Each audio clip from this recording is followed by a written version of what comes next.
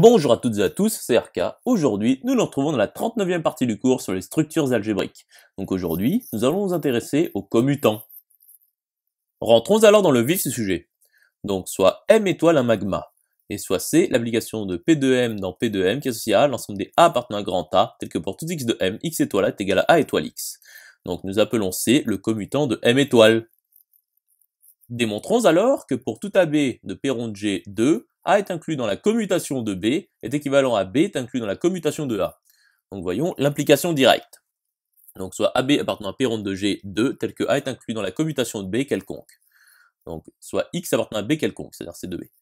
Donc soit A appartenant à grand A.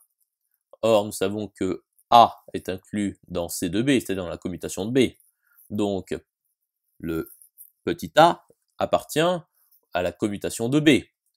Donc, X étoile A est égal à A étoile X. Donc, X appartient bien à la commutation de A. Voyons l'implication réciproque. Donc, nous obtenons de même, en intervertissant, les rôles de A et de B. Conclusion établie.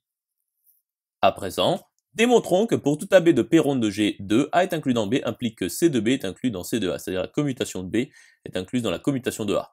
Donc soit AB appartenant à P ronde de G2 tel que A est inclus dans B quelconque. Donc soit X appartenant à C de B, et soit A appartenant à grand A. Donc nous savons que grand A est inclus dans B. Donc A appartient à B. Donc X étoile A est égal à A étoile X. Donc X appartient à C de A. Conclusion établie.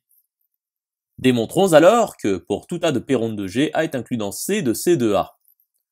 Donc soit A appartenant à P de G quelconque, et soit X appartenant à A. Donc nous le supposons non vide, car si grand A est non vide, la conclusion est directement établie. Donc soit A appartenant à C de A. Donc X étoile A est égal à A étoile X. Donc X appartient à C de A. Conclusion établie. Démontrons maintenant que pour tout A de P ronde de G, C de A est égal à C de A. Donc, soit A, une partie de G quelconque. Donc, nous savons que C de A est inclus dans C de A, par la seconde démonstration précédente. Et A est inclus dans C de A, par une démonstration précédente toujours. Donc, C de A est inclus dans C de A. Par conséquent, C de A est égal à C de A. Conclusion établie. J'espère que cette vidéo vous aura plu et vous sera utile. Nous nous retrouvons dans la 40e partie.